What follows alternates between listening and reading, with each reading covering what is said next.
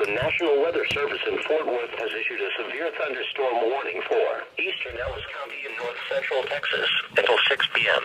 At 5:05 p.m., National Weather Service meteorologists detected a severe thunderstorm capable of producing quarter-size hail and damaging winds in excess of 60 miles per hour.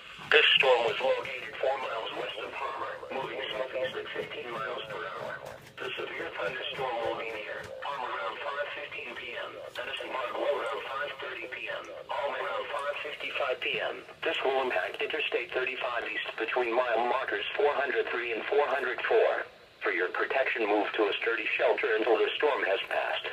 If you are caught outside, seek shelter in a strong building and stay inside, away from windows until the storm has passed.